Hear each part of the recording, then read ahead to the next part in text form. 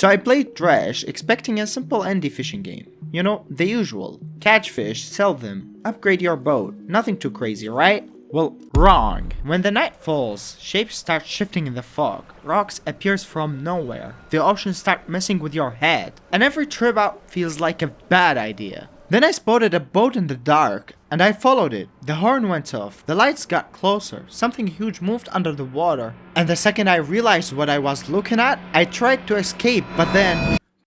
By the way, if you're new here, hi, I'm Trace, and if you love games, all kind of games, you're in the right place. So relax, take it easy, let's get back into it.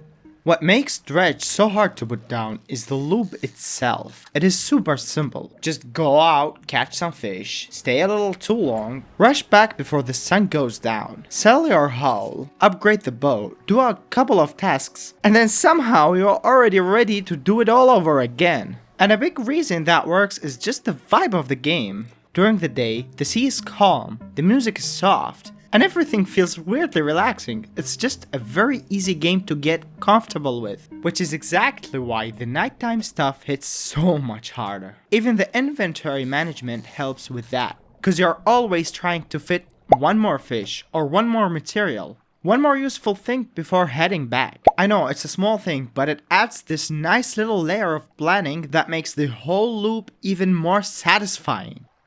So the loop would already be satisfying on its own, but what really made me want to make this whole video is the atmosphere. It's just ridiculously good. Not just in a general, yeah, the game looks nice kind of way, but in how every area feels like its own little mood. The mirrors feel like the closest thing this game has to normal. Quiet, coastal, almost cozy. Like this game is trying very hard to pretend everything's fine, guys, relax. Then you go somewhere else like Gale Cliffs, and it instantly feels more harsh and draining. Everything is tighter, the cliffs make your movement feel stressful. And with that monster lurking around, the whole area feels like it's just waiting for you to mess up.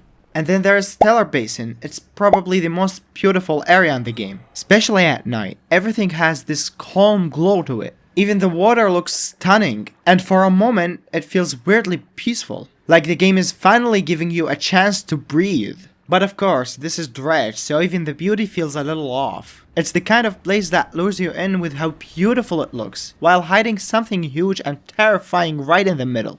And then there's Devil's Spine, just looks angry, everything's red, volcanic, hostile, like even the color palette wants you out of there. And that's what I love about it, the game doesn't need to completely change what you're doing because it keeps changing how it feels to be there. You're still fishing, exploring, doing tasks, but each area gives that same loop a totally different mood. So the game never really starts to feel flat or repetitive. And the sound design helps a lot too. Dredge is not loud about it. It doesn't throw huge dramatic music at you.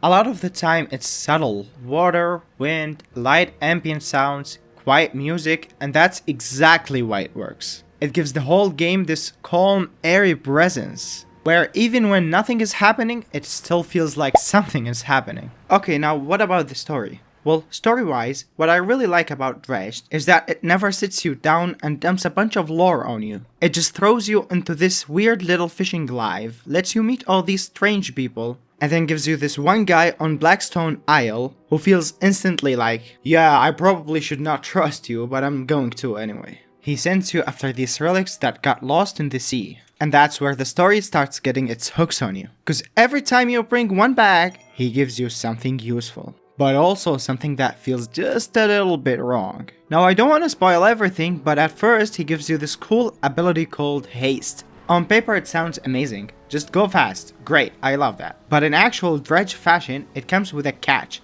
It boosts your speed, sure, but it also pushes up your panic and engine heat. So it feels less like a clean upgrade and more like the game handing you a very stylish but bad decision, especially at night. Then later you get Manifest, which is basically the emergency, the I have made a huge mistake button, because it pulls you back to where it all begins, to Blackstone Isle. There's a lot more abilities, but I'm not gonna spoil them for you. What I'm gonna spoil, however, is how light works in this game. Because your lights are not just there to make the screen brighter, they actually help you to see further in the fog, so they can cut through the fog. And of course, slow down the panic buildup.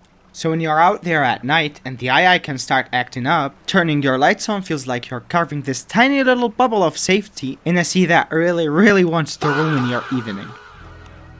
And that's what I like about the game. It's not loud, it's not constantly in your face. It just slowly gives you this feeling that every relic you bring back matters. Every new power means something, and the more the strange man helps you, the less sure you are that he actually should be. And I love that Dredge never forces that feeling. It just lets the fog, the sea, the lights, and all these weird abilities to do the talking. Dredge is a small game with a simple idea, but the way it brings that idea to life is what makes it special. And what about you guys? Let me know what you think in the comments. And of course, if you know any indie game that feels like this, definitely tell me in the comments, if you want me to try it at least. Don't forget to like, subscribe, it really helps more than you think. And as always, Trace was here, thanks for watching, see you in the next video.